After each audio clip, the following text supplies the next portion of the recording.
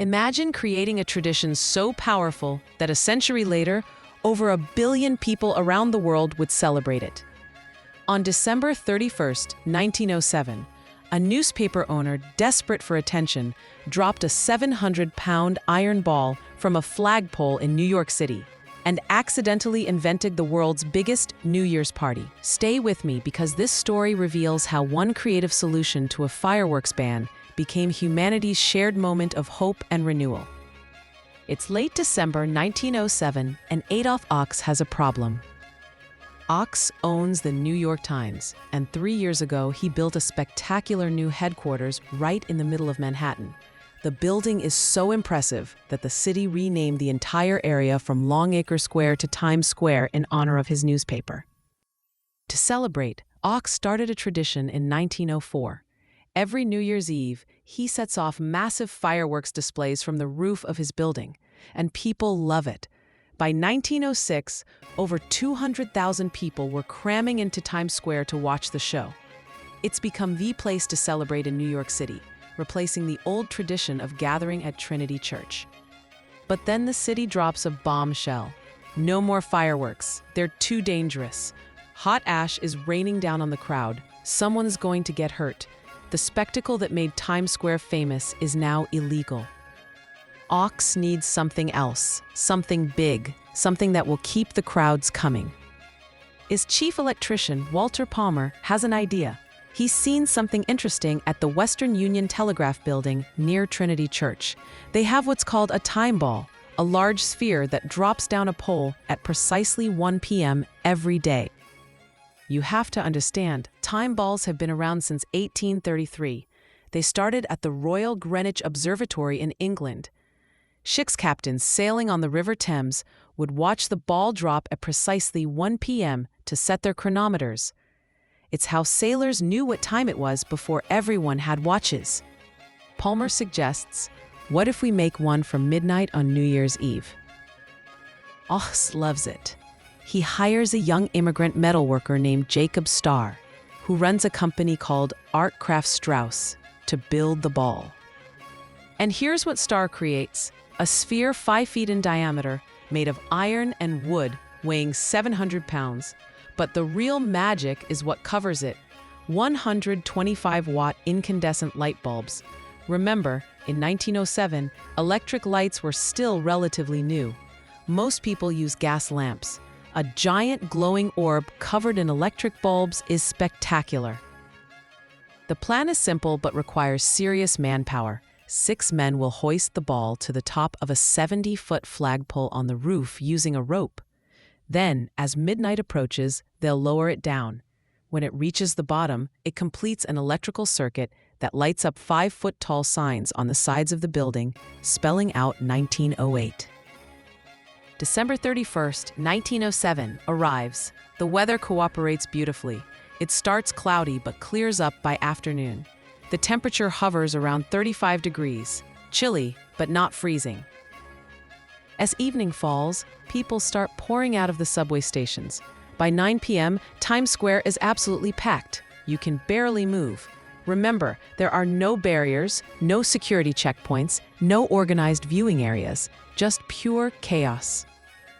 To add to the spectacle, waiters from nearby hotels and restaurants are wearing special battery-powered top hats with tiny light bulbs spelling out 1908.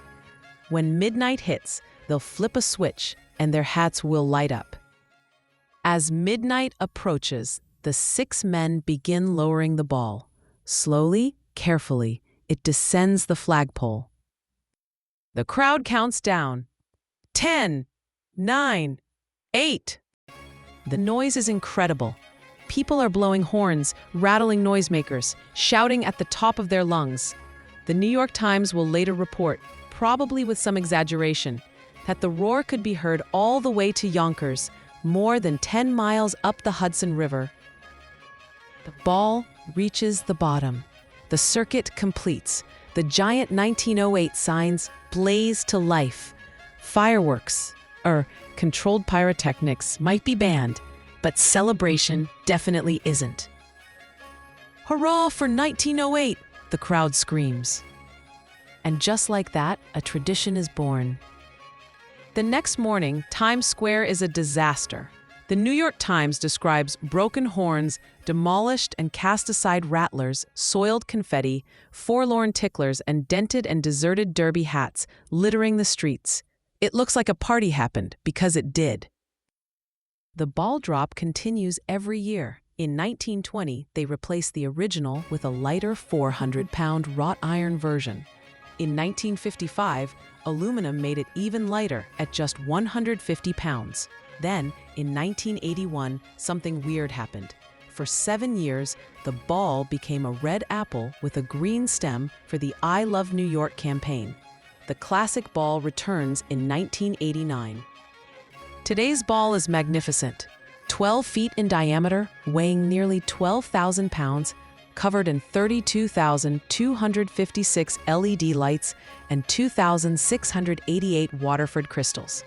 It sparkles 24/7, 365 days a year as a permanent fixture above Times Square. The tradition has only been suspended twice, in 1942 and 1943, during World War II blackouts. Even then, crowds still gathered. Instead of the ball, they observed a moment of silence, followed by chimes ringing from sound trucks.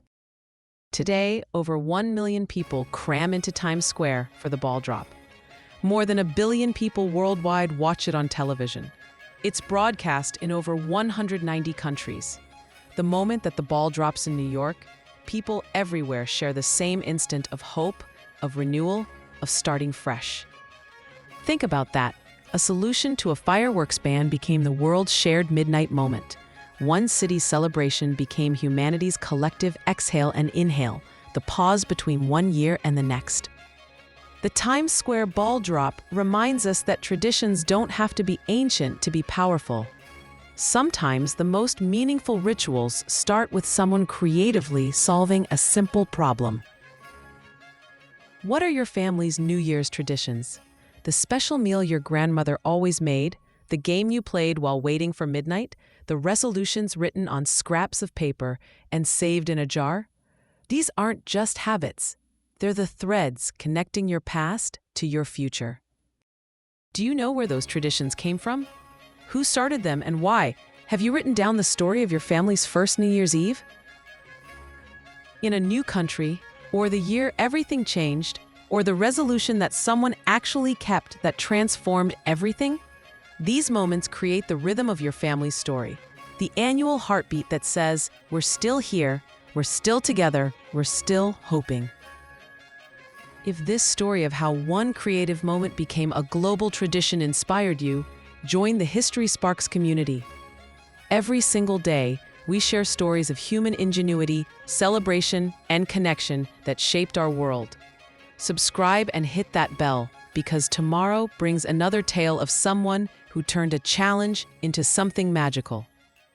History isn't just about looking back. It's about understanding that the traditions we cherish all started with someone, somewhere, trying something new. Your family's story deserves to be part of that eternal human tradition of creating meaning together.